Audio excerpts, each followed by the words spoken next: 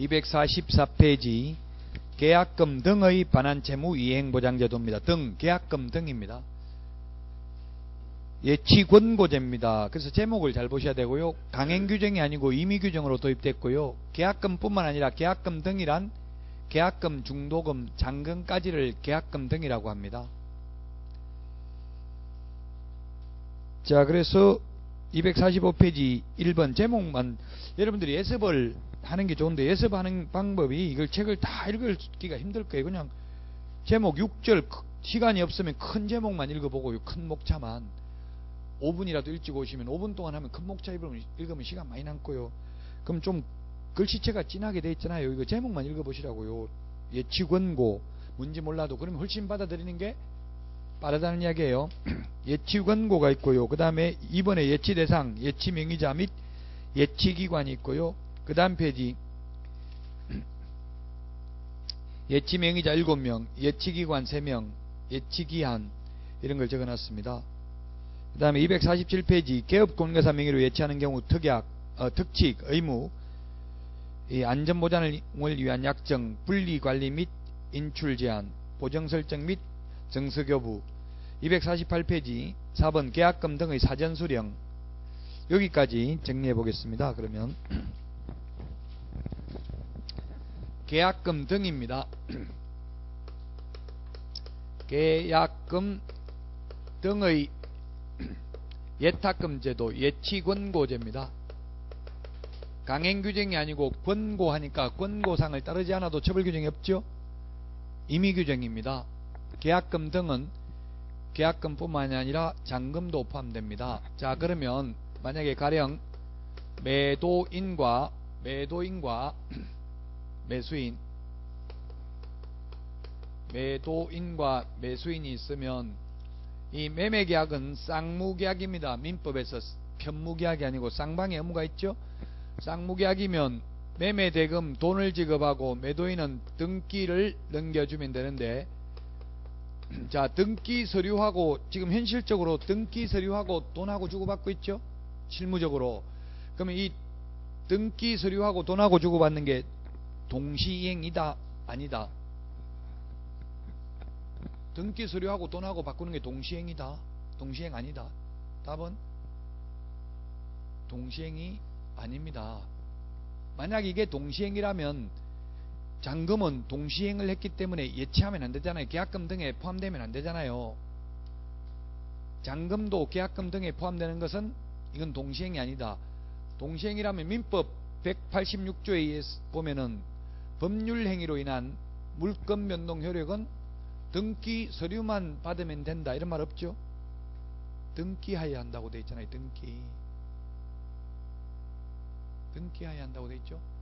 등기한다는 말은 등기관이 등기부에 기재하는 게 등기하는 거라고요.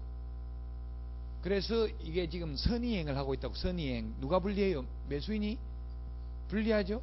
그래서 잔금도 이제 바로도 안 주고 잔금까지 받고 가짜 등기 서류 주고 떼먹고 도망갈 수도 있잖아요. 극단적으로 보면. 그래서 바로 돈을 안 주고 이게 공신력 있는 기관에다가 예치기관에다가 맡겨놨다가 미국 같은 나라는 보니까 바로 돈 안 주고 전부 다 이행보증보험 증권 권은보험이 가입돼 있어야 거래가 되더라고요. 우리나라도 이제 앞으로 그렇게 되겠죠. 그럼 예치기관에다가 이 공신력 있는 예치기관에다가 맡겨놨다가 여기서 확실하게 돈을 안 떼이고 만약에 돌려받을 수 있을 때 예치기관에서 주는 게 계약금 등의 예치권고제도입니다. 자, 그래서 거기 예치기관이 어디 있냐면은 예치기관이 246페이지에 보면 양가로 3번에 있습니다. 금융기관, 공제사업을 행하는 자, 그 다음에 신탁업자입니다. 금융기관,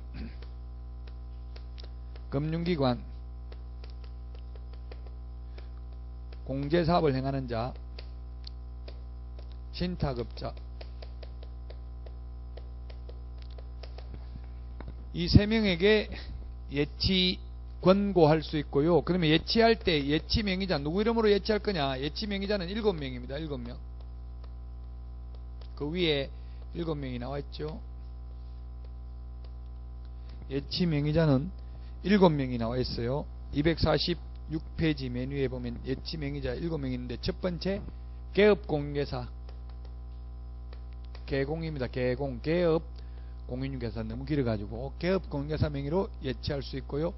그 다음에 누구 명의로 예치할 수 있냐면 그 순서를 조금 바꾸겠습니다. 제가하고는 금융기관, 금융기관인데 금융기관이라 안 하고 여기는 은행법에 의한 은행이라고 합니다. 금융기관을 은행법에 의한 은행, 그 다음에 공제사업을 행하는 자, 그 다음에 신탁업자, 그 다음에 우체국 예금보험에 관한 법률에 따른 최신관서, 보험업법에 의한 보험회사,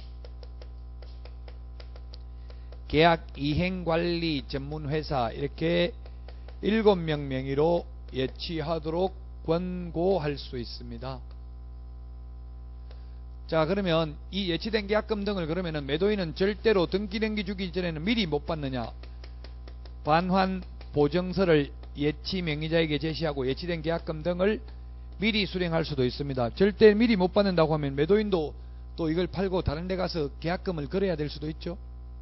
그래서 반환 보증서를 제시하면 미리 받을 수도 있습니다. 반환 보증서 발행기관이 금융기관, 보증보험회사입니다. 보증보험회사, 서울보증보험회사.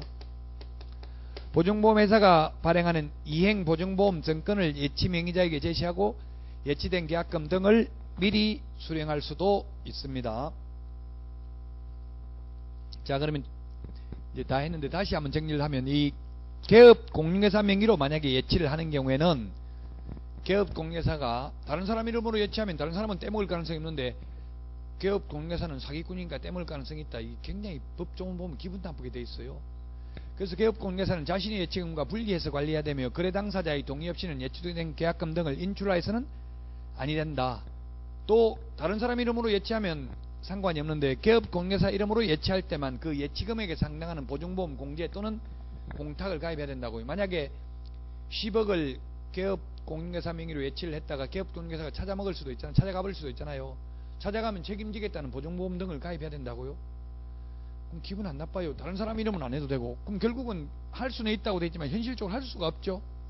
돈이 또 들어가는데, 이거 다른 사람 이름으로 하면 돈 안 들어가는데 굳이 내 이름으로 해서 돈 들어갈 필요가 없잖아요. 그 기분만 나쁘게 해놨어. 개업 공인중개사 할 수는 있다고 해놓고 네가 하려면 너는 못 믿으니까 또 보증보험 가입해라. 10억 예치하려면 10억 떼먹고 가면 책임지겠다는 보증보험 가입해라. 이렇게 나오는 거예요. 기분만 나빠요. 자, 그 다음에 이 세 명은 이 예치 명의자도 되고 또한 예치기관도 됩니다. 은행법에 의한 은행도 금융기관이잖아요. 이게 막연하게 금융기관이라고 나와가지고 좀 논란 대상은 되기는 했습니다. 무슨 법에 의한 금융기관 이런 말이 없어요. 이거는 은행법에 의한 은행이라고 되어 있는데요. 세 명은 예치 명의자이면서 또한 예치기관이 될 수 있습니다. 그러면 세 군데 다 될 수 있는 건 뭐예요? 예치 명의자, 예치기관, 반환 보증서 발행기관 세 군데 다 해당될 수 있는 것은 금융기관이죠. 은행도 금융기관이라고 봐야 되니까 금융기관은 세 군데 다 해당됩니다. 그 보증보험회사는 반환 보증서 발행기관은 되고요. 여기서 보험회사는 보험업법에 의한 보험회사입니다. 서울보증보험회사는 하나밖에 없고요. 보험업법에 의한 보험회사는 생명보험, 화재보험 많죠?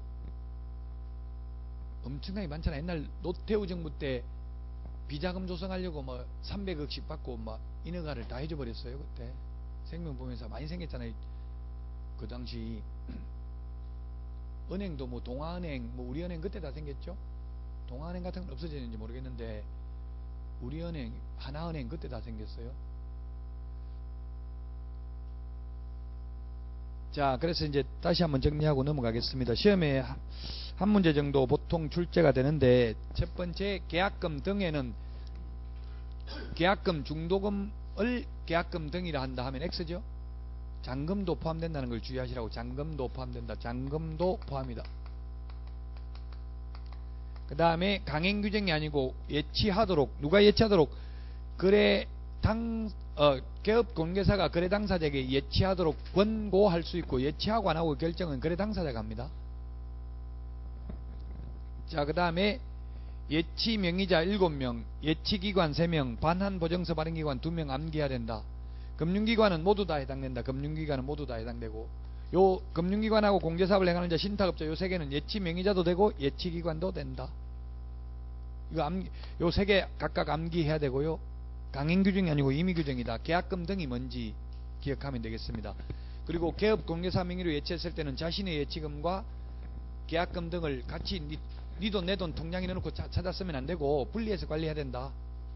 거래 당사자의 동의 없이는 인출로 해서는 아니 된다. 또 개업 공개사 명의로 예치할 때는 예치금액에 상당하는 보증보험 공제 또는 공탁을 가입해야 된다. 이게 끝입니다. 우리나라에는 근데 이거 지금 거의 안 하고 있죠. 거의 안 하고 있고요. 이게 지금 우리 은행인가 어느 한 은행에서 이게 상품을 팔고 있어요. 이런 상품을 팔고 있는데 예치하도록, 예치하면 이자 주는 게 아니고 수수료가 100만 원인가 그렇더라고요. 우리나라 정세에 그게 지금 맞지 않죠. 이자는 못 줄 만큼 지금 도로 오히려 수수료를 뭐 100만 원인가 이렇게 많이 내야 돼요. 지금 뭐 다른 나라는 스위스 비밀은행 이런 데는 오히려 수수료 내고 그 예치해놔요. 실제 미국, 일본 같은 데도 지금 이자 거의 없어요. 제로 금리예요. 지금 기준금리가. 우리나라는 2%죠 기준금리. 오히려 수수료 내야 된다고 보관료. 앞으로 우리나라도 그렇게 될 가능성이 많아요. 자, 그래서 기출문제가 어떤 식으로 나왔느냐 하면은 248페이지 맨 밑에 보니까 뭐에 지금 예치명의자, 이게 7명 예치명의자에 속하지 않는 사람, 답은 3번이죠. 이런 식으로 나오니까 암기해야 되겠죠. 예치명의자, 예치기관, 반환보증서, 발행기간 암기해야 됩니다. 자, 그 다음에 249페이지 금지행위입니다. 금지행위 적용대상, 그 다음에 250페이지 금지행위의 종류, 양가로 1, 2, 3, 4, 5번, 양가로 1, 2번이 아니라 그냥 1, 2, 3, 4, 5, 6, 7번까지 있어요. 7번까지. 7번까지가 260페이지, 그 다음에 261페이지 위반시 제재, 262, 263페이지, 262페이지까지 정리하겠습니다. 다시 여러분들은 이제 처음부터 보시면 되겠죠. 금지행위, 제목이 그냥 금지행위라고 되어 있나요? 개업공인중개사 등의 금지행위입니다. 등의 금지행위. 그 적용범위라고 나와 있죠. 적용범위가 개업공개사 등입니다. 개업공개사 등. 법 33조에 보면 개업공인중개사 등의 금지행위 이렇게 되어 있어요. 그래서 이 금지행위는 직원도 하면 안 되죠. 보조원도 하면 안 되죠. 오늘 아까 신의성실 품위유지 공정중개는 보조원은 규정이 없다 했어요.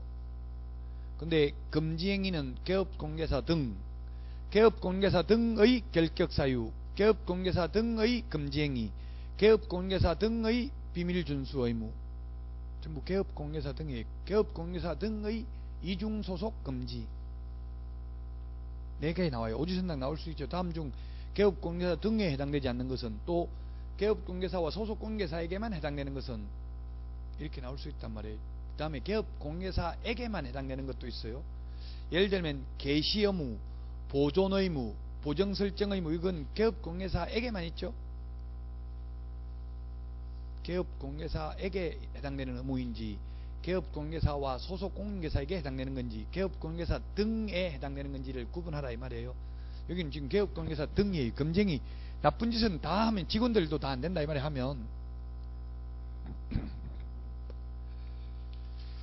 다시 거기에 어딨냐, 처음으로 다시 가서 249페이지 맨 밑에 적용 대상이라고 되어 있잖아요. 그게 첫 번째 줄에는 뭐라고요? 개업공개사뿐만 아니라 임원, 사원, 소속공개사 즉 적용된다.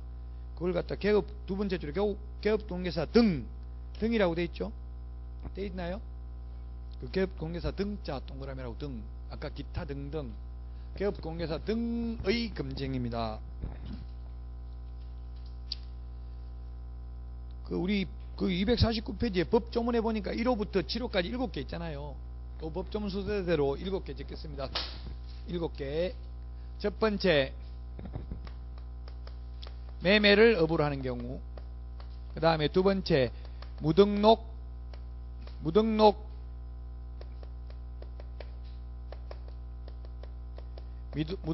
개업공개사와 협력하는 행위.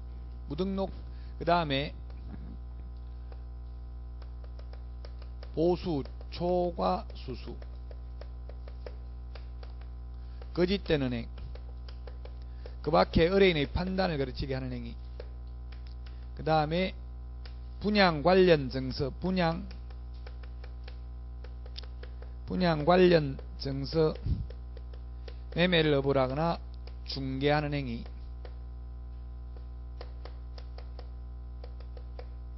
그 다음에 의뢰인과 직접거래, 의뢰인과 직접거래, 쌍방대리, 탈세 목적으로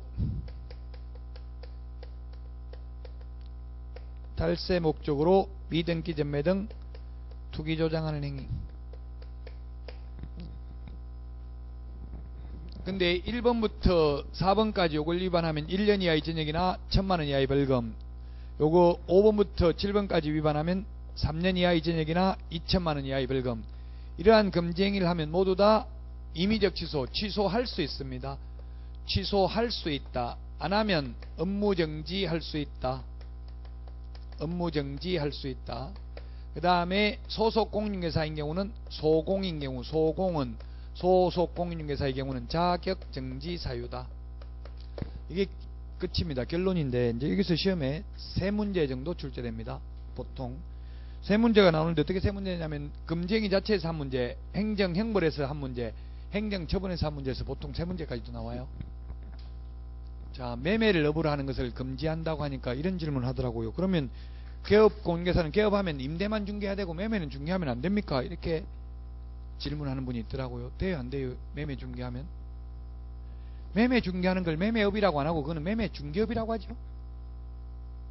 매매 중개하는 건 되는데 매매를 업으로 한다는 건 중개하는 게 아니라 자기가 샀다 팔았다 집 장사하는 거예요. 그건 안 된다고.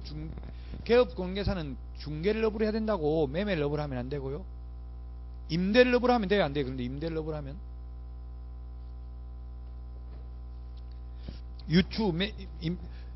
교환을 업으로 하면 돼요, 안 돼요? 교환이라는 거는 매매를 관한 규정을 준용한다, 민법 이런 것도 어디 있어요?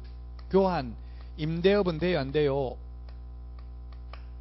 교환업이나 임대업을 하는 거는 금지행위이냐고 아니냐고요? 아닙니다. 원래 형법을 해석함에 있어서는 우리 민법이나 이런 데는 민법, 뭐 공법 같은 거는 유추 해석이라는 게 있어요. 법 해석 방법에 보면 유추 해석이라는 게 있죠. 유추 해석이 있는데 이 형법을 해석함에 있어서는 유추 해석을 하면 안 돼요. 명확하게. 왜냐하면 국민들에게 다 처벌하는 거잖아요. 위반하면 처벌하는, 얼마 처벌해? 1년 이하의 징역, 1000만원 이하의 벌금, 1년 징역 가는데 매매를 업으로 하면 우리 법조문에 보세요. 거기에 249페이지 메뉴에 보니까 제1호 제3조 규정에 의한 중개상물 매매를 업으로 하는 행위 1년 이하의 징역이나 1000만원 이하의 벌금에 처한다 이렇게 돼 있고, 교환이나 임대는 규정이 없죠. 규정 없는데 뭐 비슷하니까 교환도 같이 1년에 처한다 징역 이렇게 해버리면 불안해서 살 수가 없잖아요. 예측된 삶을 살 수 없잖아요. 유추 해석을 해버리면. 형법은 유추 해석도 안 되고 소급 적용도 안 돼요. 형법을 제정하면서는 소급 적용이 안 된다고. 지금 제가 강의하고 있는데 지금 이게 제가 아닌데 나중에 한 10년 있다가 옛날에 강의했던 사람 사형에 처한다 그러면 제가 불안해서 지금 강의할 수가 없잖아요. 그 소급 적용은 안 한다고. 법은, 형법은 항상 앞으로 추후 적용을 하지 옛날 것까지 다 적용 못 하잖아요. 근데 특별법 만들어가지고 소급 적용한 적이 있어. 전두환 전 대통령 이런 거 뭐 옛날 거 가지고. 왜냐면 이미 소멸시효가 다 지나버렸잖아요. 구태타 한지 오래돼버렸기 때문에. 그럼 처벌할 수가 없는 거예요. 소멸시효가 지나서, 공소시효가 지나서. 그럼 특별법을 적용해가지고 옛날 거 가지고 처벌하겠다 이런 법을 만드는 그 위헌 소지가 있는 거예요. 사실은 나쁘긴 하지만 소급 적용 원칙적으로 안 돼요. 형법에서는. 마찬가지로 유추 해석도 안 돼. 그럼 임대를 업을 하거나 교환을 업을 한다는 규정은 없기 때문에 그건 처벌하면 안 된다고요. 매매업만 안 돼요. 왜냐하면 임대업은 집이, 우리나라 집 최고 많이 가지고 있는 사람이 170채 가지고 있더라고요. 올해 상위 1%가 가지고 있는 재산하고 하위 99%가 가지고 있는 재산 똑같다고 나왔어요. 그건 조금 불균형이 심한 거예요. 원래대로 하면 2대8의 법칙이 적용돼야 되거든요. 한 상위 20%가 가지고 있는 게 하위 80% 정도 가지고 있는 거는 어느 정도 이해돼요. 보통 2080 법칙이라고 하잖아요. 대부분은 인생살이가 그래요. 하위 80%가 먹이 살리는 거예요. 그냥 열심히 일해가지고. 그런데 지금 우리나라는 1대 99예요. 지금 구조가. 올해 재산 문제가 좀 심각한 거죠. 아마 여기에 1%에 들어간 사람은 없어. 조현아가 1%에 들어가요. 상위 1%에 들어가려면 그 정도 돼야 돼요. 1등석 비행기 1등석하고 그 이카노미하고는 차이가 엄청나게 많이 나요.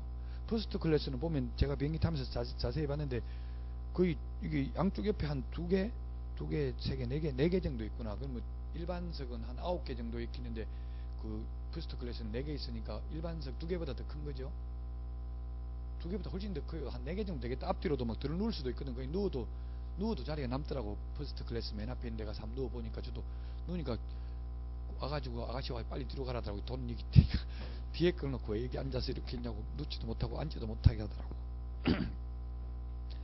그 서비스도 다른가 봐요. 주는 것도 음식 같은 것도 완전 앞에부터 다 주고 뒤에 주더라고. 보니까 앞에 퍼스트 클래스 주고 뭐 그 다음에 이카노미인가 그 다음 비즈니스 클래스 주고 그 다음에 주더라고.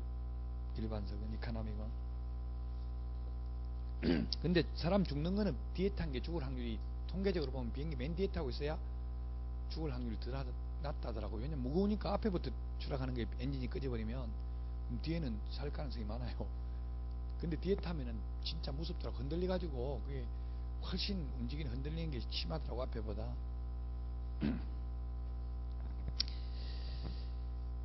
그래서 매매를 업을 하는 것만 금지하지 교환을 업을 하거나 임대를 업을 하는 것은 금지하지는 않는다. 임대업은 해도 된다. 자, 그 다음에 251페이지 무등록 개업공개사와 거래하는 행위입니다. 이게 적어놨는데 무등록 개업공개사임을 알면서 그를 통해서 중개를 의뢰받거나 무등록 개업공개사에게 자신의 명의를 이용케 하는 행위 하면 안됩니다. 그 다음에 3번이 시험에 많이 나왔어요. 법정보수 또는 실비를 초과하여 금품을 받는 행위. 251페이지 여기는 지금 3번 적어놨어요. 보수 초과 수수. 어떠한 명목으로도 안됩니다. 251페이지 맨 밑에 어떠한 명목으로도 안된다. 그 다음 페이지 보면 어떠한 명목으로도 안되기 때문에 시험에 나왔던 게 뭐가 나왔냐면은 예를 들어서 국선작가의 미술품을 한 점 선물로 받았다. 자동차를 한 대 의뢰인이 감사의 표시로 가지고 와서 간곡하게 받으라고 요청하여 마지못해 수령했다. 안됩니다. 전부 다 절대로 안된다고요. 금 한 양을 가져와서 받으라고 간곡하게 요청해서 마지못해 수령했다. 다 X입니다. 시험에 그런 게 다 출제됐고요. 어떠한 명목으로라도 수수료를 초과해서 받으면 안됩니다. 금품을 받으면 안됩니다. 물건도 받으면 안됩니다. 예? 왜 안되냐고요? 예? 저한테 왜냐고 물으면 그러는데 이게 판례는 뭐라고 했냐면은 이거는 강행규정이다. 강행규정. 초과해서 받으면 안 된다는 것은 민법에서 강행법규 위반은 무효잖아. 무효. 효력이 없잖아요. 그래서 만약에 설령 복비 뭐 10억 더 받으면 다 먹어도 좋습니다 해가지고 13억 받아가 2억 먹으면 돼요. 그러면 그것도 안 된다고 돼 있어. 왜냐면 강행법규 위반은 해봐야 약속해봐야 무효잖아요. 그럼 우리 민법에서도 그러면 난 죽을 때까지 당신만 사랑하고 절대 다른 여자는 안 쳐다보겠다. 만약 쳐다보면 눈을 뽑아도 좋다. 그런 약정 효력이 있어요? 없어요? 그냥 눈 뽑는 것까지는 없다 치더라도 그냥 뭐 당신만을 사랑한다. 그 효력이 있냐고 없냐고. 만약 당신을 사랑 안 하고 다른 여자 사랑하면 나 죽여도 좋다. 무슨 짓을 해도 좋다. 그 효력 없죠. 당신만을 사랑한다. 그 효력 없어요.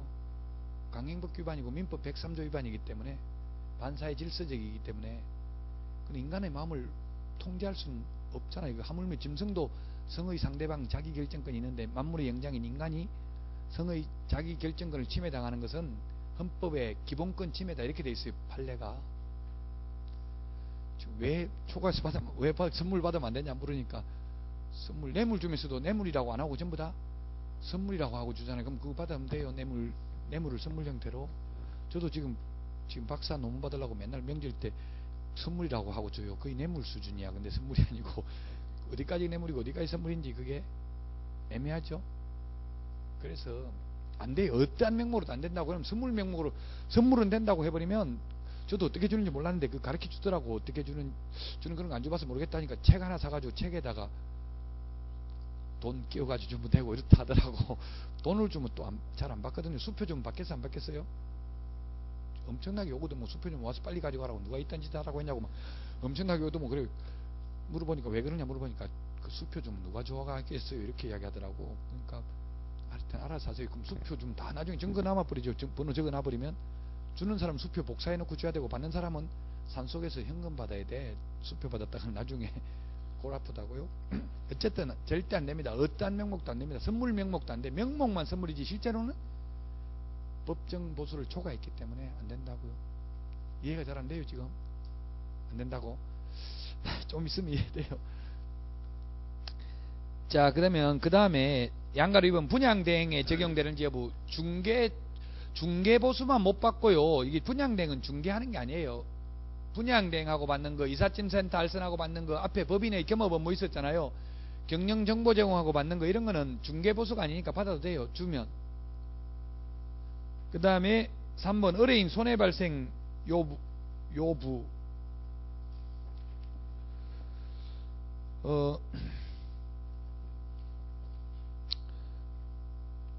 그러면 이게 뭐냐면 수표를 초과해서 받았어요. 근데 수표 옛날 당좌수표 부도나가지고 현금화 못했어요. 그래도 위반이라고요. 현금화하지 못해도 위반이고, 현금 초과해서 받았다가 돌려주어도 위반이고요. 수표 부도나가지고 현금화 못해도 위반입니다. 판례가. 그 다음에 4번 무료 할인 중개 행위. 무상중개, 돈 안 받는 거는 위반이 아니에요. 참 더럽게 해놨죠. 초과해서 받는 거는 위반이라 해놓고 또 안 받는 거는 위반 아니라고 해놨어. 안 받아도 된다. 안 받는 거는 위반 아니고, 안 받는 게 이게 소송 제기됐어. 왜냐면 옆에서 경쟁이 되니까 옆에 중개업소에서 우리 부동산에서는 임대인에게는 복비를 받지 않습니다. 이렇게 써붙였다. 입간판에 써붙였다고요. 왜냐면 임대가 없고 뭐 임차인은 와서 줄을 서가지고 구해달라는데 전세값이 폭등하면 그렇잖아요. 세입자는 많은데 전부 주인들은 전세 안 내놓으려고 월세 내놓으려는 거예요. 그래서 전세 임대인에게는 복비를 안 받습니다. 이렇게 써붙였다고요. 그러니까 옆에 중개업소에서 고발했어요. 이거 왜 대법원 판례가 있겠어요? 고발했으니까 있겠죠. 그 대법원 판례는 초과해서 받는 건 안 되지만 자기 권리를 포기하는 거는 자유다. 그래서 안 받아도 된다. 안 받아도 위반 아니다. 이렇게 나왔어요. 5번 초과약정의 효력 및 순가중개계약. 아까 말했지만 초과약정은 강행법 위반은 무효입니다. 아무리 많이 준다 해도 10억 초과해서 더 받는 건 다 먹어도 좋습니다. 했지만 더 받으면 위반입니다. 근데 그 순가중개계약이라고 되어 있는데, 순가중개계약은 뭐냐면 초과해서 받는 건 다 먹어도 좋습니다.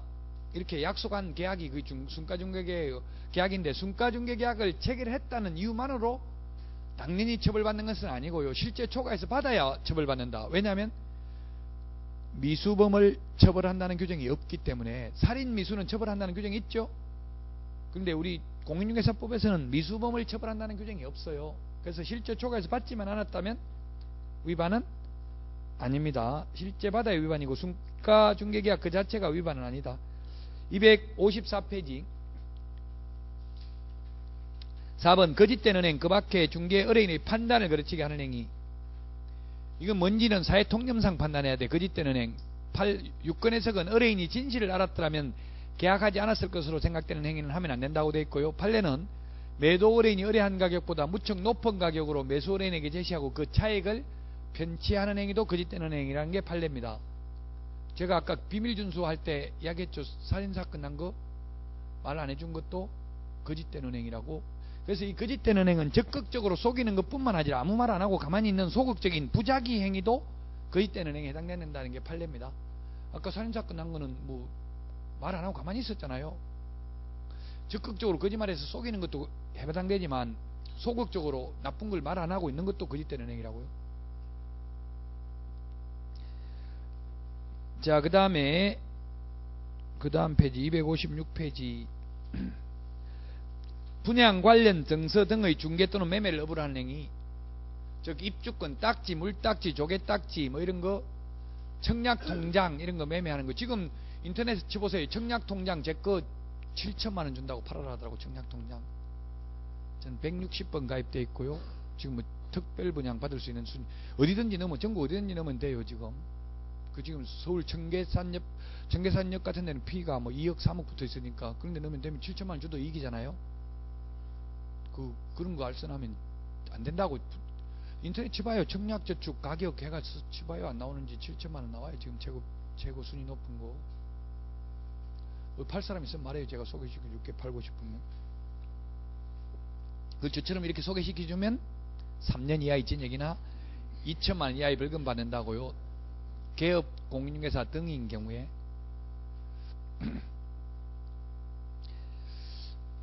청약 통장은 하면 안 돼요. 근데 동호수가 특정된 아파트 분양권은 전매 제한이 되어 있는 지역이 아니라면 해도 되죠. 전매 가능한 지역은 할 수 있어요. 전매가 제한되는 지역에서는 안 되죠. 또 지금 전매가 제한되는 데가 있고 안 되는 데도 있으니까요. 자, 그 다음에 6번 직접거래 쌍방대리 안 됩니다. 여기 직접거래 다 적어놨어. 직접거래 쌍방대리. 직접거래 쌍방대리. 직접거래는 매도인이 있고 매수인이 있습니다. 그 다음에 개업공개사가 있습니다.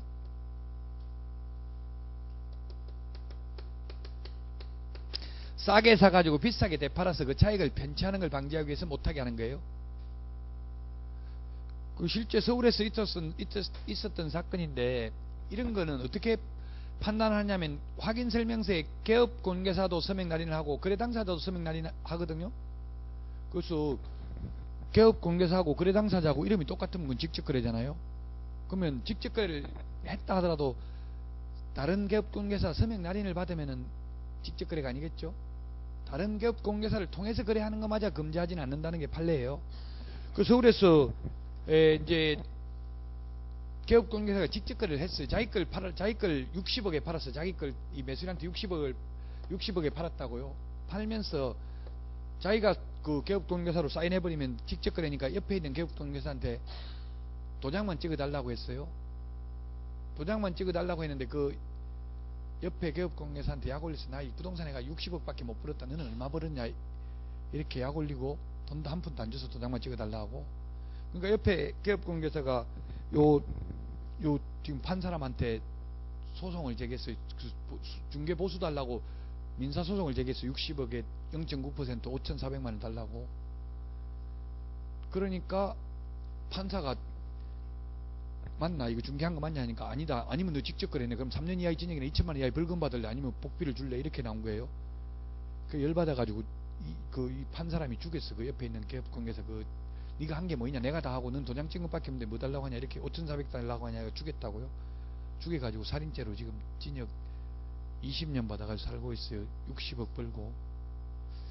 겸손해야 돼. 이거 진짜 내 거 아니, 명의만 내 있지, 이게 실제 내 거 아니다. 막 이런 식으로 나 돈 번 거 하나도 없다가 불쌍하게 해야 될 텐데 나는 부동산가 60억밖에 못 버는데 너 얼마 벌었냐? 이렇게 하니까 약 올리니까 5,400만 원 달라고 한 거예요. 겸손해야 되죠. 그래서 자기 진짜 돈 많은 사람들은 돈 있는 거 편할까봐 옷도 더럽게 입고 다니고 그래요. 진짜 보면 진짜 돈 많은 사람들 보면 없는 사람이 오히려 막 있는 척하고 그래요. 제가 이때까지 겪어본 걸로 보면 우리 외숙모도 2천억이 넘는데 재산이 보면 거지같이 밥도 막 신 거 먹고 이렇게 해요. 우리 오면 사람 오는 것도 엄청나게 싫어해요. 오면 막 뭐 그거 할까봐 오는 것도 싫어하고 그냥 그러니까 너무 외로워요. 돈 많으니까 외롭더라고. 자식들까지 치고받고 싸우기만 하고. 자, 그래서 직접거래 안 됩니다. 그러면 자, 싸게 샀다가 비싸게 파는까봐 안 된다고 했는데 그럼 비싸게 사가지고 오히려 손해보고 팔았어요. 그건 돼요, 안 돼요? 남은 거 하나도 없다고 비싸게 좀 남겨먹으려고 샀는데 오히려 시세가 떨어져가지고 손해봐 버렸어요. 위반했어요, 안 했어요? 그러면 무조건 했어요. 비싸게 샀다 싸게 파는 건 위반 아니다 이런 말 없잖아요. 그냥 직접거래 자체가 안 돼. 무조건. 왜냐면 싸다 비싸다가 어디 법에 나와 있냐고. 이 아파트가 얼마가 기준이 얼마 나온 게 아니잖아요. 수시로 변하는 거고 그걸 알 수가 없어. 정확하게 싸다 비싸다를. 그래서 뭐 비싸게 사가지고 나는 이익 본 거 하나도 없습니다. 그래도 처벌받아요. 그래서 지금 우리 동네에서 저한테 수업 들어가지고 학원 다닐 때는 참 착했는데 무서워. 난 착한 사람들 무섭더라고. 나중에 사회 나가니까 갑자기 돌변해요. 어릴 때 처녀 때 연애 한 번도 안 해본 사람이 나중엔 50 넘어서 바람나면 더 무서워요. 다 무섭더라고. 그런 사람들이, 아무것도 모르는 사람들이. 그래서 진짜 학원 다닐 때 착했는데 저한테 지금 못된 것만 배워가지고 자격증 빌려달라 하더라고. 무서워서 지금 못 빌려주고 있는데 뭐 하려고 물어보니까 직접 거래한대. 그 직접 거래하면 처벌받으니까 제 자격증을 해놓고 자기도 자격증 있는데 그 싼 거 나오면 찍어가지고 샀다가 비싸게 팔아가지고 뭐 중개보수 그거 받아봐야 돈 1, 20만 원 그거 됩니까? 한 몇천만 원씩 남겨 먹어야지. 이렇게 이야기하고 앉았더라고. 무서워서 못 빌려주고 있어요. 그러다가 이제 그게 잘 될 때는 좋은데 저도 이렇게 하다 망했거든. 그러다가 갑자기 정책이 변화가 있어가지고 아예 거래가 안 돼버릴 수가 있단 말이에요. 여러 개 막 한 10개씩 사놨는데 그럼 망하는 거예요. 그 자기 돈만 가지고 다 샀으면 되는데 저는 막 대출 받아가지고 사놓으면 부채의 습격을 당하는 거예요. 나중에 작게 먹고 오래 죽을 때까지 하려면 그냥 중개만 하는 게 좋아요. 중개만 하는 게. 이거 직접 거래 이런 거 안 하는 게 좋아요. 해보면 재밌거든. 몇 천만 원 남으니까. 저도 그래가지고 인생 망친 거. 몇 천만 원 남으니까 이렇게 돈 벌기 쉬운 세상 너무 잘 태어났다 싶어가지고 막 있는 대로 자사불에서 피 주고 그랬다가 어느 날 갑자기 탁 묶여버리니까 망하게 되더라고요. 그 막 이자에 시달리고 고통, 집에 보면 막 우체통에 뭐 연체 막 했다고 뭐 한다 압류 막 이런 거 날라오면 머리가 찌끈찌끈하게 골 아파요. 골 그냥 다 정리하고 나니까 이제 지금은 너무 좋아. 친구들 망해가지고 같이 망한 친구는 죽었어요. 화병에 막 그 상대적 박탈감을 못 견디더라고. 그 갑자기 망하니까. 근데 저는 이제 산에 다니고 이렇게 등산 산에 많이 다니면서 산에 다니니까 화를 다스릴 수 있는 그게 되더라고. 화를 산에 가면 마음이 편안해지고 화를 누구를 들을 수 있어요. 분노를 조절할 수 있다. 분노 조절 능력이 생기더라고. 여러분도 가보세요. 계룡산 이런 데 다 가봤어요. 계족산 이런 데 뭐 대전에는 전국에 있는 거 거의 다 가봤죠. 그러니까 한 100대 명산은. 자, 직접 거래 안 되고요. 쌍방대리도 안 됩니다. 쌍방대리. 쌍방대리 하면 또 어떻게 해서 쌍방대리? 만약에 여러분이 쌍방대리를 하면은 양쪽을 다 대리한다고. 일방대리는 가능하죠?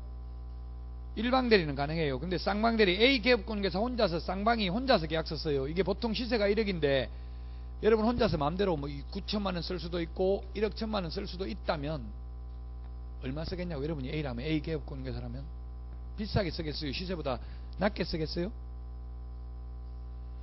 비싸게 보수 많이 받으려고 0.4 그거 하려고. 그 순진한 사람 비싸게 쓰겠죠. 조금 더 받으려고 보수를. 근데 저 같으면 매수인한테 너 5천만 원 사주면 얼마 줄래? 너 좀 비싸게 주면 얼마 줄래? 물어보고 예 뭐 5천 뭐 1억보다 밑에 주면 제가 1억까지 주겠습니다. 5천만 원 사주면 5천 드리겠습니다 하면 5천만 원 적어버린다고. 저 같으면. 만약에 무조건 비싸게만 적는다고 하면 시험에 만약에 그러면 쌍방대리를 하면 무조건 매수인만 손해다 이렇게 하는 게 오해야 되잖아요. 무조건 비싸게 적는다면. 그렇죠?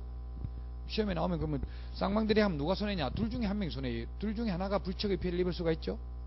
싸게 적으면 매도인 손해고 비싸게 적으면 매수인 손해죠. 절대 안 돼. 그래서 예외 없이 본인이 동의하 뭐 예를 들어 시험에 이렇게 나왔어.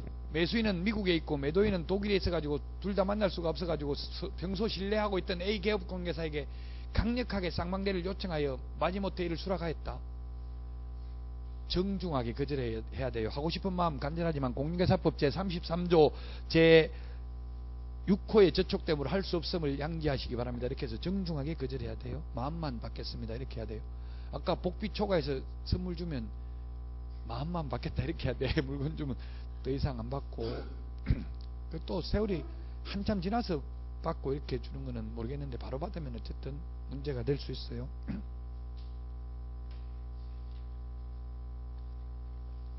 쌍방대리 안 됩니다. 어떠한 경우도. 일방대리는 됩니다. 직접 거래 안 되는데 그러면 의뢰인하고 직접 거래 안 되는데 이게 개업권인계사인데 직접 거래 안 되는데 그러면 배우자나 애인 명의로 하는 거는 될까요? 안 될까요? 개업권인계사의 배우자 또는 시험에 나왔어요. 애인 명의로 거래하는 거는 돼요? 안 돼요? 둘 다 돼요? 아니면 배우자는 안 되고 애인은 돼요? 어떻게 되는 거예요 이거? 애인은 되고 애인 안 된다고? 애인 안 되고 배우자는 그러면? 배우자도 안 된다고요? 둘 다 돼요? 저는 배우자도 안 되고 애인도 안 된다는데 왜 애인은 일심동체라서 한대요? 왜 안 되는데요?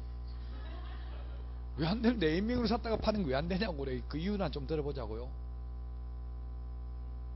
관계했는지 아닌지 누가 어떻게 입증을 해요? 관계했어요? 관계하면 애인이에요. 관계하면 저는 이해가 안 되는데 설령 관계를 했다 하더라도 배우자라 하더라도 관계하고 무슨 상관이 있어? 재산은 부부 별산제예요. 부부 따로따로 착각하는 사람이 있어. 배우자 재산도 내 거고 내 거도 내 거라고 생각하는 사람이 있는데 내 거는 내 거고 배우자 거는 배우자 거예요. 그래서 재산 누구 앞으로 해야 돼? 남자 앞으로 해야 돼? 여자 앞으로 해야 돼요? 총각 누가 앞으로 할 거예요? 여자는 여자 앞으로 한다는데 당신은 공동으로 할 거야? 바보처럼. 무조건 내 앞으로 해야 돼. 내 앞으로. 내가 남자면 남자 앞으로, 내가 여자면 여자 앞으로. 내 앞으로 돼 있는 거 나중에 헤어질 때 돌려주기는 쉬워. 인신섬에서 돌려줘. 근데 남 앞으로 돼 있는 거 빼앗아오는 건 엄청나게 피곤해. 소송해야 되고 소송 비용도 많이 들어가고요. 그래도 공동을 할 거야? 안 한다고. 금방 하는데. 영혼이 살 사람은 공동을 해도 돼. 영혼이 살 사람은. 미래가 불확실한 사람은 공동을 하면 피곤해요 나중에. 누구 앞으로 돼 있어요? 하나도 없어요 재산. 그래서 기쁨의 미소를 짓고 있구나. 지금 제가 광주에 이틀 강의를 하는데 지금 KTX가 강의 마치고 오면 집에 들어갈 수가 없더라고요. 그래서 그냥 뭐 무궁화 타고 와가지고 새벽에 와가지고 여기에 와가지고 저 수원역이나 뭐 영등포역이나 서울역에 있는데 와서 이제 보면은 노숙자들이 많이 있어요. 그 노숙자들하고 한 1시간 놀다 집에 가는데 여자가 많겠어요? 남자가 많겠어요? 노숙자? 전부 남자밖에 없고 여자는 한 명도 없더라고. 남자들끼리 술 처먹고 밤 막 새벽 5시, 6시에도 여자 한 명 봤어요. 내가 노숙자 여자 한 명 있더라고. 여자 한 명 있으니까 인기 좋더라고. 남자들 우 몰려와가지고 전부 다 그 여자 옆에 다 있어요. 한 명 딱 봤어요. 노숙자도 인기가 있어요. 여자는 귀하니까 한 명밖에 없으니까. 전신이 남자밖에 없으니까. 전부 다 물어본 사연 들어보니까 다 옛날에 잘 나갔대. 재산 여자한테 다 뺏기고 그거 와서 이제 노숙자 돼 있더라고. 총각 조심해. 그래서 노숙자 안 되려면 무조건 내 이름으로 해놔야 돼. 그래서 배우자 이름으로 해도 되고 애인 명의로 해도 돼요. 배우자 명의로 샀다가 되팔아도 돼. 애인 명의로 샀다가 되팔아도 돼요. 그럼 현실적으로 만약에 이게 매수인이 개업공개사의 배우자라고 아는 게 기분 나쁘겠어요? 애인이라고 하는 게 더 기분 나쁘겠어요? 매수인 입장에서 보면 똑같다고. 애인이 더 기분 나쁘다고요? 왜? 애인은 애인 뭐라고? 나쁜 놈이 아 애인 있으면 나쁜 놈이라고요? 이 나쁜 놈이라고 남자라고 안 했는데 왜 나쁜 놈이라고 그래? 난 남자라고 말한 적 없는데요. 나쁜 놈. 여자는 그럼 뭔데요? 그럼 남자. 그건 선악을 구분하기 힘들어요. 나쁜 놈이라서 애인은 나쁜 놈이라서 애인은 기분 나쁘다고요? 저 같으면 배우자면 기분 나쁘겠죠. 배우자는 떼보면 나오잖아. 가족관계 등록부 떼보면 배우자 개업공개사 배우자 걸 샀다. 왠지 기분 좋겠어요. 이거 뭔가 속았다는 기분 들 수 있겠죠. 그럼 애인이라는 걸 알았으면은 뭐라고 하면 돼? 개업공개사는 그 뜬소문이다. 전혀 애인 전혀 아니다. 무슨 소리 하나 지금 나 그 여자 처음 봤는데 오늘 그렇게 하면 어떻게 입증하냐고. 애인은 어디 나오냐고. 공시가 되냐고. 입증 못해. 애인이라고 하면 소송 가도 아 나 그 여자 태어나서 처음 봤다. 그렇게 하면 돼. 에? 진짜 나쁜 놈이라고 제가 아 그 애인은 처음 봤다고 이렇게 하는 놈은 그럼 이렇게 안 하는 애인은 많이 봤어요.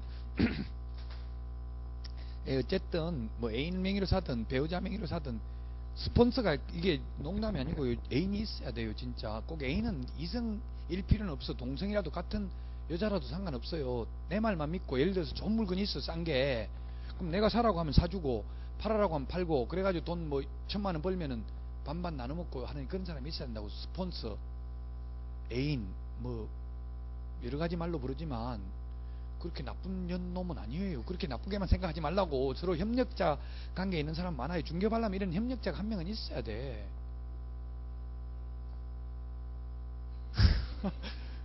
애인에 대한 거부감이 많구나. 뭐 트라우마가 있어요. 혹시 뭐 어떤 표현을 쓰든 어쨌든 이렇게 도와줄 수 있는 사람이 있어. 도와줄 수 있는 사람, 스폰서 이런 것도 좀 부정적 의미로 연예인들 스폰서 있고 그러니까 부정적 의미가 강하잖아요. 애인은 별로 부정적 의미가 아닌데 좋은 건데. 애인 사랑한다는 건 아무 죄가 안 돼요. 죄가 안 된다고요. 사랑하는 건 죄가 된다 생각하는 거인데 어쨌든 뭐 하여튼 스폰서든 애인이든 협력자 도와줄 수 있는 사람이 한 명만 있으면 부동산 하기 진짜 좋아요. 건물주 예를 들어서 방 한 이렇게 20개 정도 있는 거 원룸 한 3층짜리 있는 거 있잖아요. 그런 건물주 몇 명만 알고 있으면 거기서 부동산 하면 죽을 때까지 할 수 있어요. 그거만 관리하고 계속 나한테 독점적으로 주면 다른 데 안 내놓고 나한테 내놓으면 그만해도 먹고 살 수 있죠. 그 한 명이라도 있어야 돼. 한 명도 없으면 인생 헛사는 거예요. 이때까지 살면서 나한테 내 말을 들어줄 수 있는 사람 한 명은 있어야 된다고요. 없으신가 봐. 자꾸 그러니까 분노를 느끼는 것 같아. 나는 없는데 다른 연놈들이 있는 거 보니까 막 꼴보기 싫어서 원래 빈익빈 부예요. 없는 사람은 아예 한 번도 결혼도 안 해보고 애인도 없고, 있는 사람은 배우자도 있고 애인도 있고. 제 친구가 그렇잖아요. 3명이 있어. 연하도 하나 있고 애인도 있고 배우자도 있고 이렇게 있어요. 탈세 목적으로 투기를 조장하는 행위입니다. 이게 참 애매해요. 근데 이게 투기 조장, 이게 처음에 법 만들 때부터 있었어요. 그러니까 옛날에 70년대 투기 조장을 많이 했어요. 70년대 70년대 그냥 하룻밤 사이에 2배씩 남겨 먹고 이렇게 많이 했다고요. 그 투기 조장, 투기가 뭡니까 모르니까 남이 하면 투기고 내가 하면 투자다 이렇게 말하고, 일반인들은 민법에서 투기와 투자의 구분은, 실익은 알밖에 했는지 안 했는지, 실익은 언제 투자했는지 시점이 중요해요. 시점이. 개발 계획을 알고 투자했다면 그건 투기가 될 수도 있죠. 근데 어디 땅 사놨는데 갑자기 그 개발해가지고 100배 안 주면 안 팔겠다 해도 그건 처벌 안 받아요. 이미 개발 계획 나오기 전부터 사놨다면. 다 했는데요. 이 금지행위 중요합니다. 그래서 암기할 때 앞머리 글자 매무수거 관직상투 이렇게 암기하겠습니다. 매무수거는 1년 이하의 징역이나 1,000만 원 이하의 벌금, 관직상투는 3년 이하의 징역이나 2천만 원 이하의 벌금. 모두 등록을 취소할 수 있고요. 등록 취소하면 업무정지, 소속공인회사는 자격정지할 수 있습니다. 우리 책에 지금 판례들도 많이 나와 있어요. 그래서 지금 이 말 저 말 많이 했는데요.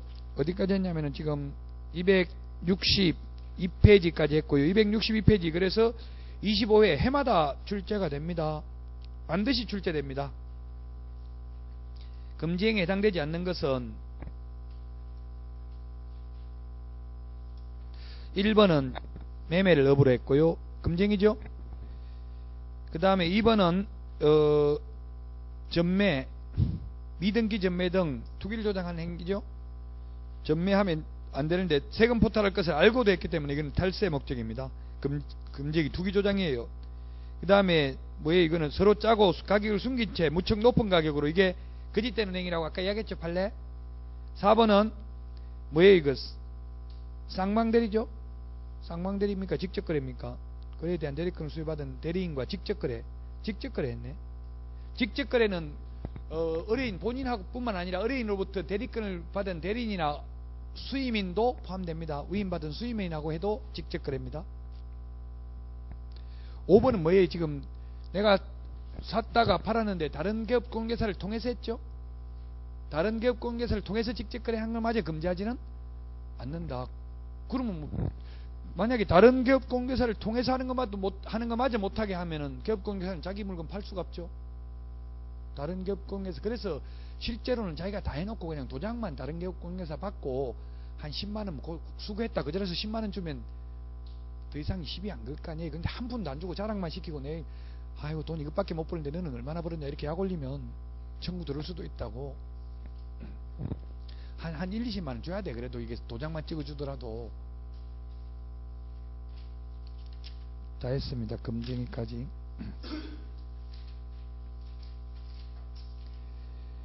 274페이지 보수 실비 2문제 나옵니다. 보수 수수료 2문제 나온다고요.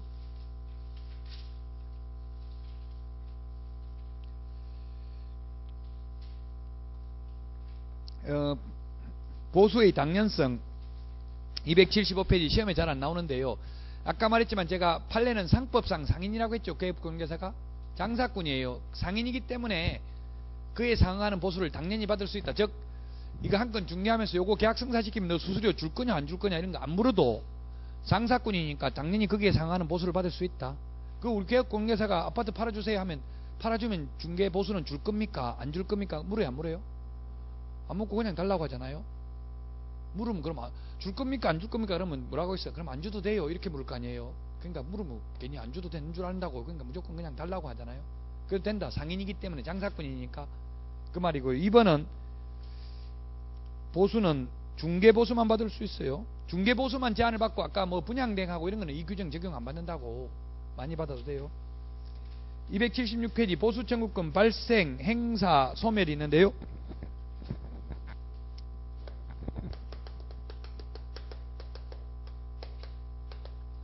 보수청구권 1번 발생 행사 소멸. 발생은 중개계약 시 발생합니다. 중개계약 시 발생하고요. 행사는 거래계약이 성립돼야 행사할 수 있고요. 소멸은 개업 공개사의 고의 또는 과실로 인하여 그 거래계약이 무효 취소 해제되는 경우에는 소멸합니다. 못 받습니다. 보수. 못 받고 손해 발생했으면 손해배상까지 해야 됩니다. 중개계약. 중개계약이 뭐가 중개계약이에요? 중개계약. 매도인이 우리 집 팔아주세요. A 개업공개사한테, A 개공 개업공개사한테 팔아주세요 하면 사주세요. 이게 중개계약이라고요. 이때 발생을 한다고요. 단 거래계약 성립을 정지조건부로 발생을 하고요. 실제 행사하는 것은 계약이 성립되어야 행사할 수 있고요. 성립되었다 하더라도 무효 취소 해제됐다면 그 개업공개사의 고의과실이 있다면 받을 수 없다. 277페이지까지 했고요. 278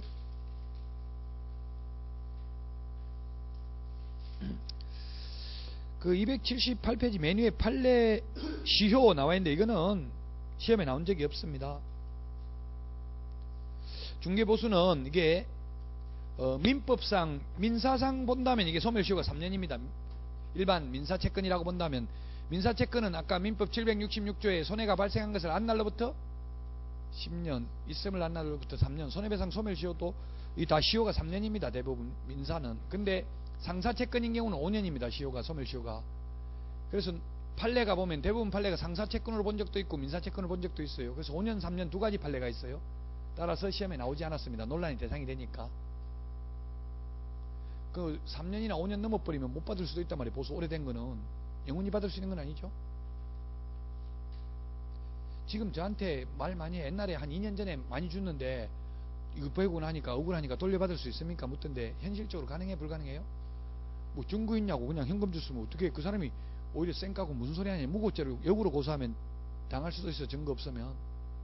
고소 함부로 하는 거 아니에요. 명백한 증거 없으면 무고죄죠. 무고죄. 지금 저 뭐 정윤회 이런 거 그 터트린 거 언론사 뭐 텔레비전 뭐 어디 무슨 일 신문사에 그 나온 거 다 무고죄로 오히려 역으로 고소했잖아요. 명백한 증거 없는데 뭐 박근혜하고 뭐 친하다 이런 식으로 이야기해가지고 난 한 번도 만난 적 안 본 지 오래됐다 하더라고. 근데 언제 올해가 언제냐 물으니까 자꾸 말이 바뀌더라고요. 그러더만 뭐 또 한 5년도 넘었다 뭐 이렇게 이야기하더라고요. 그러니까 확실한 증거도 없으면서 괜히 둘이 만났다 이렇게 한 사람들은 무고죄로 오히려 처벌받는다고요. 그 실제 몰래 만났다 하더라도 뭐 통화 기록 이런 거 제출하더라고요. 안 만났다고 통화도 안 했다고. 근데 그 사람이 자기 휴대폰 써요? 대포폰 써요? 거의 대포폰 써요. 그래서 그거 가지고는 진실을 입증하기는 못해요. 사실은. 어쨌든 증거 없으면 무조건 없는 사람이 당한다고요. 조심하라고 함부로. 그래서 고소는 하지 마요. 못 받아요. 결론은 뭐예요? 그래 옛날에 복비 많이 준 거 돌려받기 힘들다는 이야기에 지금 와서 그 뭐 통장으로 입금시켰다든지 명백한 증거가 있으면 돌려받을 수도 있겠죠. 자, 그 다음에 주택에 대한 보수입니다. 이제 주택에 대한 보수. 주택과 주택외가 나누어집니다. 주택과 주택외가 나누어지고요. 자, 주택과 주택외.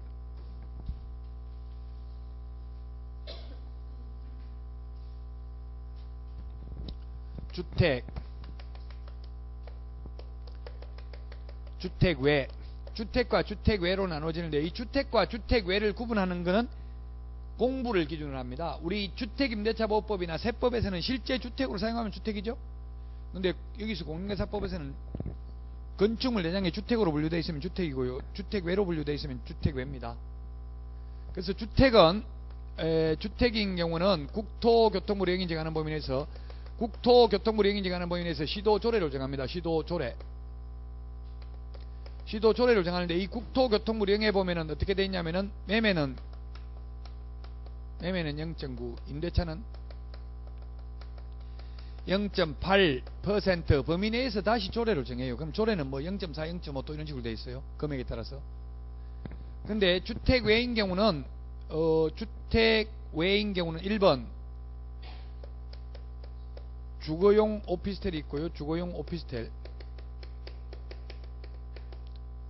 그 다음에 주거외 오피스텔. 그 다음에 다주택 외주. 주거용 오피스텔은 주택하고 똑같아요. 주거용 오피스텔도 공부에는 사실상 업무시설로 되어 있거든요. 이번에 올해 바뀌었어. 올해 1월 6일부로 바뀌었다고요. 주거용 오피스텔은 바닥 면적 합계가 85제곱미터 이하로서 싱크대 이거 물 나오는 거 상하수도 시설돼 있고요, 보일러 시설돼 있고, 이런 경우는 주거용으로 본다고 돼 있어요. 그런 시설이 돼 있으면, 주거하도록 돼 있으면, 명백하게 오피스로 사용한, 사무실로 사용한 게 명백하면 주택 외로 보는데, 주거용이 명백하면 85제곱미터 이하는 주거용으로 봅니다. 85제곱미터 초과면 업무용, 비주거용으로 본다고, 주택 외로 본다고요? 올해 바뀌었어. 올해. 작년까지는 오피스텔 무조건 주택 외였죠. 지금 올해 뉴스에 올해 부동산 하기 힘들더라고, 손님들 와가지고 복비 50% 깎겠다면서요, 이렇게 이야기해. 다 깎인 게 아니고 임대 3억 이상 임대, 오피스텔 요거 주거용 오피스텔 요 두 개만 깎였거든요. 그럼 지금 여기서 중개하면 아무 상관 없다만 옛날 그대로라고. 근데 손님들 와가 복비 반 깎겠다는데 50% 깎겠다는데 왜 이렇게 많이 받는데요, 이렇게 이야기하더라고. 뉴스에 계속 내보내잖아요. 그래서 오히려 중개하기 상당히 어려운데, 어쨌든 주거용 오피스텔은 이제 주택으로 본다고. 이제 싱크대 있고 주방 시설 있고요, 보일러 시설 있고 이렇게 돼 있으면 85제곱미터 이하, 주거용으로 사용해도 85제곱미터 초과되면 그거는 주택 외로 봅니다. 주택 외로. 수수료 계산할 때는, 보수 계산할 때는 85제곱미터면 우리 아파트는 보통 32평, 3평, 34평, 35평도 85제곱미터예요. 요즘은 35평이 거의 없지만 옛날에는 저는 35평짜리도 살아봤어요. 35평도 공부 떼보면 84점 몇 제곱미터 이렇게 돼 있어요. 전용 면적은. 전용 면적을 말하는 거죠. 85제곱미터. 전용 면적은 25.7평이잖아. 우리 흔히 분양평수로 33평 이런 게. 주거용 오피스텔은 주택으로 보고, 그 외에 이제 주거용 오피스텔 외에 그 다음에 토지, 상가, 임목, 광업재단, 공양재단 이런 거는 국토교통부령으로 정해요. 국토교통부령으로 정하는데, 이 국토교통부령에 보면 매매든 임대차든 모두 다 0.9% 범위 내에서 당사자 협의를 하게 돼 있어요. 이게 협의. 이것도 이번에 애매하게 협의 이렇게 됐다. 협의. 그럼 협의가 안 되면, 둘이 협의가 안 되면 어떻게 한다는 규정이 없어요. 치고받고 싸우라는 이야기죠. 그럼 여러분들이 개업공개사 입장이면 무조건 0.9 달라고 해야 되고요. 어린이 입장에서는 내가 언제 친구 전화 왔더라고요. 10억짜리 아파트 샀는데, 서울 강남에서 10억짜리 샀는데 복비를 900만원 달라고 했는데 다 줘야 되냐 묻더라고요. 그래서 내가, 전 친구가 물으니까 또 친구가 입장에서 해줘야 되잖아요. 0.9 범위 내에서 당사자 협의하기로 돼 있다. 너 협의했냐? 얼마 주기로 하니까, 그럼 무슨 소리고, 그냥 900만원 달라 하던데 이러더라고. 나는 900만원 준다고 한 적 없다. 협의 안 했으니까 한 반만 주라. 이렇게 한 400만원만 주라. 이렇게 했어요. 한 500만원 줬을 거예요. 400 달라면 거기서 한 100 더 달라고 그래서 한 500에 거의 끝났을 거예요. 친구가 그러니까 다 물어본단 말이에요. 좀 다 주위에 보면 뭐 어디 있어, 법 공부하는 사람 어디 있어요 지금. 이번 민법, 우리 공인중개사 민법 홍정표라고 있어요. 홍정표 선생님이라고, 저하고 민법 강의인데 로스쿨 수료해가지고 변호사 지금 다 되거든. 로스쿨 나오면 80% 뽑으니까 뭐 군대 가고 이런 애들 빼면 다 되는 거예요. 80%를, 정원의 80%를 다 합격시키거든요. 로스쿨. 지금 민법 공인중개사 강의하던 홍정표 선생도 이번에 됐어요. 변호사 시험. 사법고시 된 게 아니고 변호사 시험. 로스쿨 나와가지고. 총각인데 이 학원에서 강의하다가 그감 이제 변호사 되니까 월급 200만원 준대. 200만원 변호사.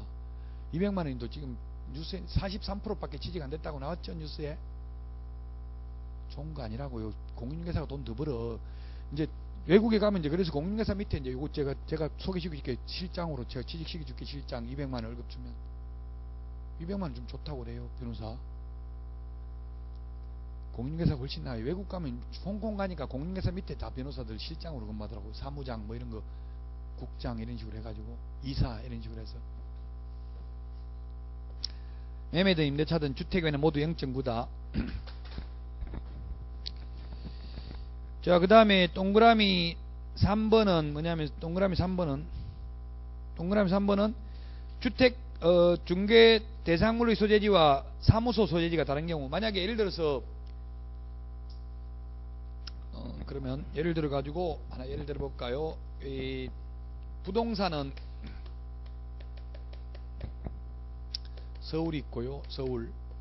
집은 주소는 대전, 여기가 서구라고 했어요. 예? 서구에 있고, 그 다음에 사무실은 천안시 서북구에 있어. 서북구.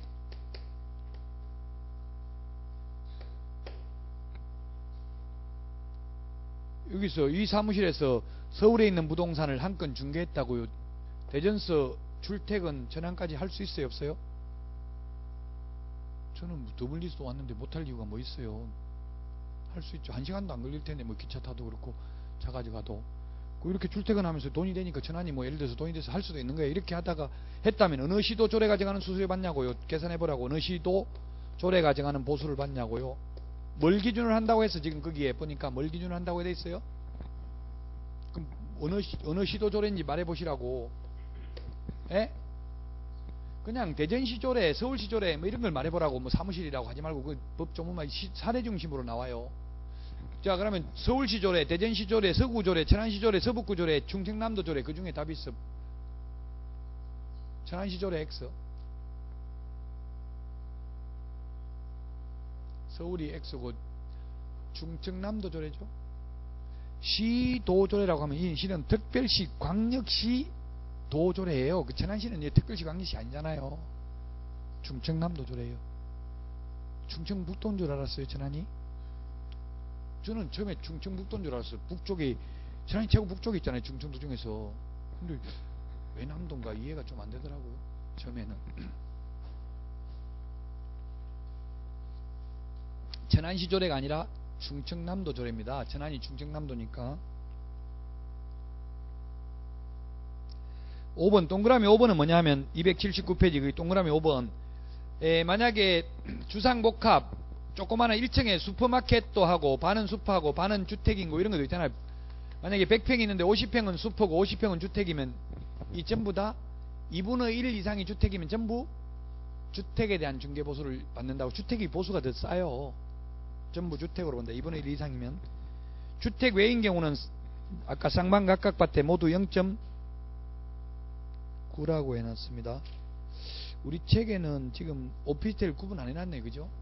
이게 1월 시행규칙, 여러분들이 법제처 어플 다운받으라고 했잖아요. 제가 휴대폰 그거 가지고 시행규칙 아마 23조인가 있을 거예요. 그 별표에 보면 나와 있거든요. 요일표가 오피스텔에 대해서. 시행규칙 아마 23조 한번 조회해봐요. 오늘 자꾸 미루면 다음에 뭐 네가 해보면 되잖아. 그건 기억이 안 남아요. 본인이 직접 해보는 게 좋아요. 오늘 꼭 해보고 집에 가요. 가기 전에 어플 한번 확인해봐요. 이거 지금 책에 반영이 안 돼 있잖아. 오피스텔, 주거용 오피스텔은 주택에 대한 중개보수 받는다는 거. 85제곱미터 이하로서 상하수도 시설이 돼 있고 뭐 싱크대 이런 거 설치돼 있고 보일러 시설 돼 있고 이러면은 주택으로 본다고. 이제 그 85제곱미터 초과하거나 또는 업무용으로 즉 사무실로 쓰는 게 명백하면, 비록 싱크대 이런 게 설치돼 있어도 사람이 자는 게 아니고 사무실로 쓰는 게 명백하면 그 주택 외로 받아도 된다고요. 근데 손님들이 나 이거는 사무실로 쓰는 게 명백하고 절대로 주택으로는 안 쓸 거거든요, 이런 말을 설령 그렇게 하더라도 하겠어 안 하겠어요? 상하수도 설치되어 있고 그러면 다 이게 잠잔다고 오히려 거짓말 하겠죠. 보수 작게 주려고? 안 그렇겠어요. 손님들이 이걸 알면, 이 규정을 알면. 그래서 사실 이제 많이 받기 어렵다는 이야기예요, 오피스텔. 그 다음에 280페이지 초과약정 효력. 아까 뭐라고 했어요?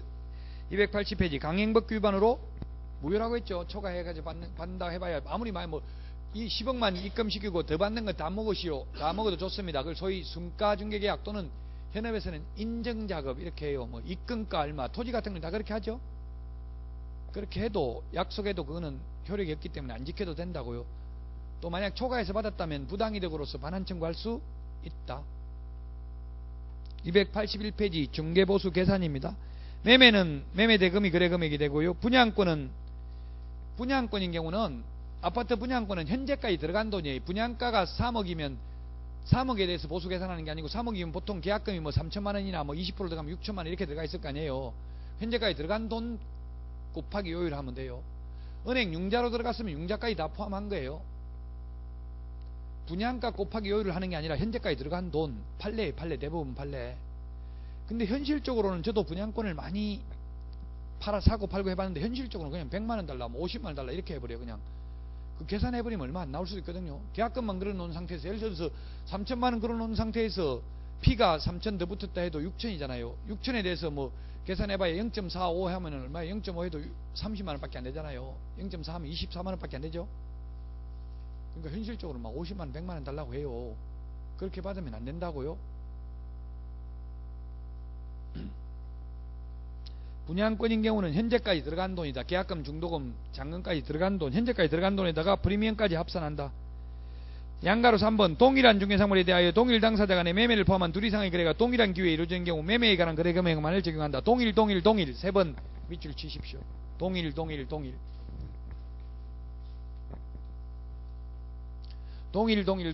이거는 오로지 딱 사례가 이거 하나밖에 없습니다. 매도인이 매수인한테 집 팔고 매매계약 체결하고 그 자리에서 다시 임대차 계약 체결하고 눌러 사는 경우예요.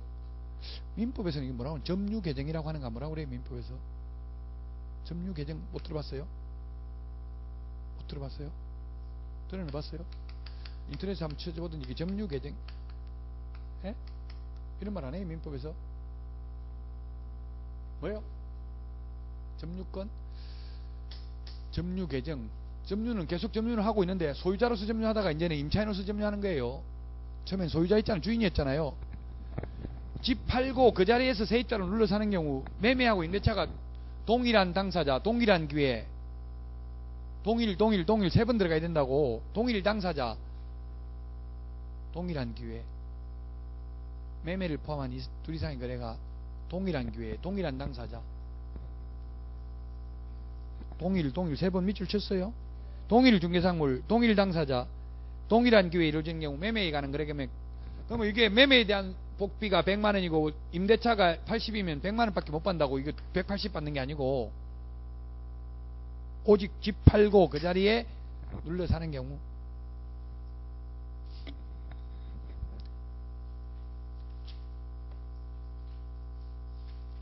(282페이지) 교환은 바꾸는 게 교환인데, 교환은 예를 들어서 2억짜리하고 3억짜리하고 교환하면 거래금이 큰 걸 기준으로 해요. 거래금이 큰 걸. 이게 80이고 이게 120이면 복비가 거래금이 큰 걸 기준으로 양쪽 쌍방으로부터 다 받는다고 120을 각각 받는다고요. 중개보수를. 그러면 240만원 되겠죠. 교환인 경우 거래금액을 큰 걸 기준으로 한다고 각각 받는다고요. 네? 큰 거는 뭐 2억 3억이 크잖아요. 그러니까 120을 각각 받는다고. 3억이 0.4%니까 복비가 120, 80이거든. 자꾸 복비라고 하는데 중개 보수죠. 이게 자꾸 현업에 있다 보니까 하도 사람들이 그냥 복비라고 하니까 받기가 좋더라고. 자꾸 깎자고 하면 복비 깎으면 복 나가는 거 몰라요. 이렇게 하면 좀 이제 그것도 몇 번 친해져야 그렇지. 그 처음 온 사람 보고 복 나가는 거 몰라 이러면 재수없다고. 니가 나한테 지금 시비거나 이렇게 해가 또 그렇게 말 못하고 좀 친해져야 그것도 하지. 참 어려워요. 그래서 이거 말 조금만 실수하면 그 끈수 잡아가지고 그거 가지고 막 물고 늘어져 가지고 또 안 주려고, 돈 안 주려고 그러거든요.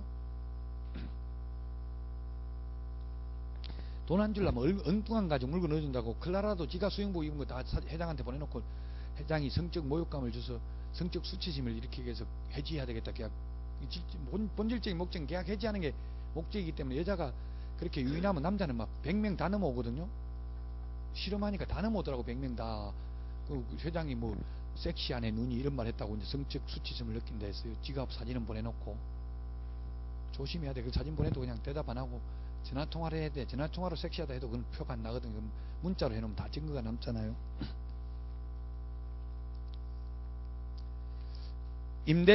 임대차는 차임이 없는 경우는 전세의 경우는 전세금을 거래금액으로 하고요. 보증금 외에 월차임이 있는 경우는 보증금 더하기 월세 곱하기 100을 합니다. 그렇게 한 금액이 5천만원 미만이면 월세 곱하기 70을 합니다. 만약에 보증금 500에 월세 45만원 하면 월세 45만원 곱하기 100을 한다고요. 그럼 4,500 보증금 500하고 합하면 5천만원이죠. 그럼 5천만원에다가 수수료율 보수요율표를 곱하면 돼. 0.4면 0.4 그럼 20만원이 되겠죠. 근데 만약에 이게 월세가 40만원 밖에 안 돼. 그럼 40만원 곱하기 100을 하면 4천만원 500 더해도 4,500 밖에 안 되죠. 5천만원 미만이 나오면 곱하기 100을 하는 게 아니라 70을 해. 그럼 47은 28 2,800만원.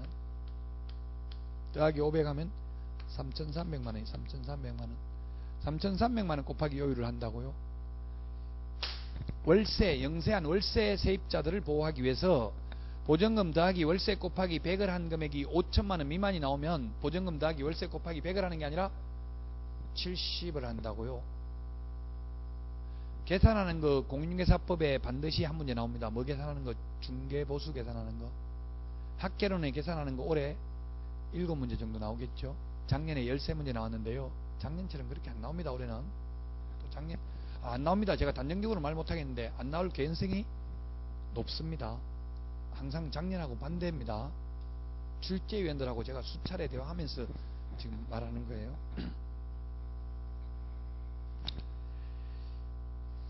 자, 그러면 계속 그 문제 풀어봅시다. 문제, 그 밑에 있는 문제. 뭐요? 옳은 거예요? 틀린 거예요? 틀린 것은, 틀린 거. 기억, 주소지와 사무소 소지가 다른 건 뭘 기준으로 한다고 했어요? 아까 충청남도 도래라고 했죠. 천안에 사무소 있으면 충청남도 도래라고 했죠. 사무소 기준이다. 맞죠? 교환은 거래금이 큰 걸 기준으로 한다. 4번 사례 생략 기타 어떠한 명목으로든지 받아서는 아니 된다. 받으면 등록 취소다. 아까 어디 갔어요? 수수료 초과해서 받으면 임의적 취소였어요. 금지행위 임의적 취소했죠. 틀렸고요. 리얼, 동일 이런 건 합산하는 게 아니라 매매만 받잖아. 매매 동일 세 번 들어가면 좀 전에 했죠. 이거 합산해서 받는다고 돼 있잖아요. 여기는 이거 임대에 대한 거 받고 매매에 대한 거 2번 받는다. 그게 아니고 이렇게 동일한 기회 동일 당사자 동일한 중개상물이면 매매에 대한 거 한 번밖에 못 받는단 말이죠. 틀렸네요. 답은 5번이죠. 283페이지 중개보수 지급시기 양가로 1번 중요합니다. 올해 신설됐습니다. 올해 개정됐습니다. 개업공개사와 중개의뢰인 간의 약정에 따르되 약정이 없을 때에는 중개상물의 거래대금 지급이 완료된 날로 한다. 이게 올해 받겠다고. 작년까지는 계약 승인만 되면 다 받을 수 있었다고요. 그래서 중개사무소 가보면 복비는 계약 승립 시 선불입니다. 이런 거 다 적어놨어. 계약 성립되면 바로 지급합니다. 이런 거 적어놨죠. 그 중개사무소 가보면 유리창 어디 뭐 책상 밑에다 이게 유리 밑에 넣어놨잖아요. 계약 성립되면 지급받습니다. 이런 식으로. 근데 현실적으로는 작년까지 거의 다 잔금 처리해야 받았죠. 그래도. 근데 그러면 선심 썼단 말이에요. 원래 다른 데는 다 일찍 받는데 우리는 그냥 잔금 칠 때 받겠습니다. 이렇게 해가지고 선심 썼는데 지금은 아예 아무 말이 없으면 이행이 완료돼야 이제 받는다고. 잔금 처리해야 받는다고 보수를. 다만 당사자 약정으로 계약시에 다 지급하기로 약정하면 미리 받아도 상관없겠죠. 올해 받겠습니다. 거기 보니까 뭐라고 돼 있어요? 시행령 27조의 2라고 돼 있잖아요. 이렇게 2라고 돼 있는 거는 새로 생겼단 말이에요. 원래는 27조, 28조, 29조 이렇게 하다가 새로 하나 중간에 생기면 할 게 없으니까 27조 2, 또 하나 생기면 27조 3, 4 이렇게 되겠죠? 그럼 시험에는 27조가 중요하겠어요? 27조 2가 중요하겠어요? 2보다는 3, 3보다는 4. 왜냐면 자꾸 새로 생겼다는 얘기. 맨 마지막에 생겼다는 거 숫자가 높을수록 맨 마지막에 생겼겠죠? 뭐 넣을 데가 없으니까 중간에 이제 27조 2, 3, 4 이렇게 새로 끼워 넣는다고 새로 뭐 생기면 항상 맨 마지막에 개정된 게 중요하다고요? 이거 중요합니다. 올해 반드시 출제됩니다. 요 지문은 개정됐기 때문에. 옛날에는 계약만 성립되면 보수를 받을 수 있었다고. 올해부터는 아무런 약정이 없으면 이행이 완료되어야 잔금 치러야 받는다고요.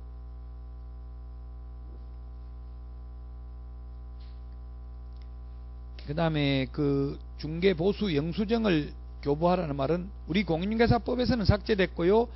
다만 소득세법에서는 10만원 이상 현금 받으면 현금 영수증 교부해야 됩니다. 10만원 이상 받으면. 현실적으로 대전에는 이거 현금 영수증 교부 많이 해요, 안 해요? 우리 동네는 안 하더라고요. 근데 웬만하면 좀 하도록 노력해야 돼. 100% 못 하더라도. 안 해도 정부에서는 자료 파악 다 하고 있어요. 나중에 단속할 수도 있어요. 잘못하면. 그러니까 항상 조심해야 돼요. 단속하면 이때까지 안 냈던 세금 다 내야 되죠. 또 과태료 내야 되고요. 포상금 받거든요. 이거 신고하면. 284페이지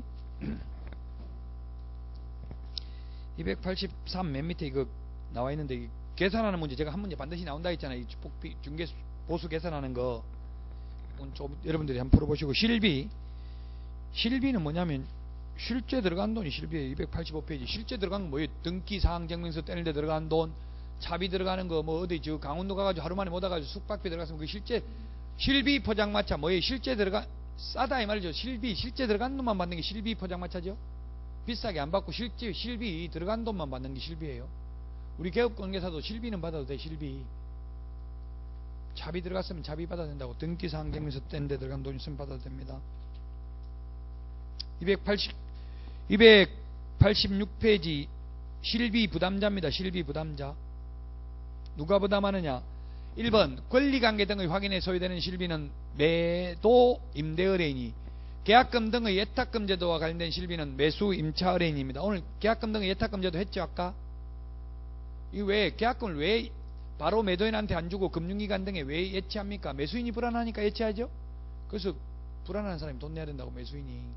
근데 등기사항 증명서 떼는데 지금 대전에서는 누가 돈 내요? 등기부 떼보는데 매도인, 매수인, 개업관계사 3명 중에 누가 내냐고. 지금 현재 대전에 매수인이요. 예? 예, 그게 부동산이 낼 거예요. 아마 대전에서는 부동산에서 돈 내요. 얼마 내요? 700원인가 열람하는데 수도권에서는 법무사가 내주거든요. 법무사가.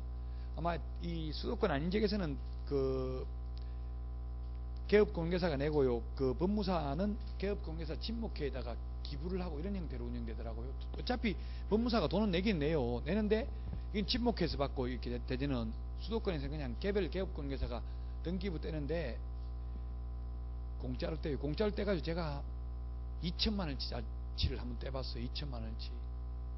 그래가 발칵 뒤집었지. 법무사가 공짜라고 하니까 2천만원 제가 떼니까 난리 난 거죠. 이게 무슨 일이 있냐. 왜 2천만원 떼냐면은 정비구역 그 지정된 그 전부 다 떼버렸어요. 3번에 그 금정 뉴타운이 지정된 데를 다 뗐어요. 왜냐면 자꾸 사람들이 오면 이걸 사면 몇 평짜리 받을 수 있냐 이런 걸 묻는단 말이에요.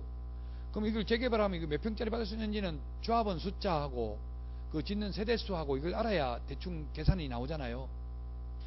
그럼 소유자가 거기 있는 지금 지주들이 그 소유권을 가지고 있는 사람이 몇 명이 된 줄 알아야 조합원 수를 알 수 있잖아요. 그래서 떼봤는데 알지도 못하고 2천만원 등기부 비용만 그 머리 아프더라고 하려니까 등기부 2천만원 날리는데 그 당시는 한 달에 4천만원 벌었거든요. 그러니까 2천만원 해도 지금은 뭐 400만원도 못 벌지만 부동산하면 그렇게 잘 될 때가 있어요. 뉴타운 막 하니까 전부 사람들 사달라고 줄 서가지고 와서 기다린 거예요. 그 주인들은 또 팔아주면 좀 비싸게 팔아준다면 300만원씩 막 줘요. 비싸게 팔아달라고. 좀 더 비싸도 매수인은 모르는, 비싼지 싼지도 모르고 막 산 거예요. 그때 최고점 대비 지금 3분의 1토막 났어요. 우리 동네에. 옛날에 지분 가격이 평당 3천만원까지 갔다면 지분 가격 지금 1,000만원도 안 하니까 뭐 3분의 1토막 나버렸어요. 오래된 거는 지분 가격만 가지고 하지 땅값만 가지고 하지 건물값은 없잖아요. 연립 뭐 오래된 거 단독 오래된 거 건물값은 없어요. 30년 40년 된 거 그냥 땅이 몇 평이냐 지분이 그것만 본다고요.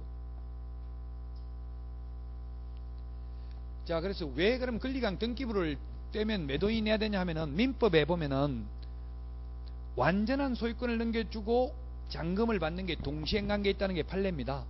그래서 민법에서 만약에 10억짜리 매매를 했는데 가령 가압류가 10만원이 있어요.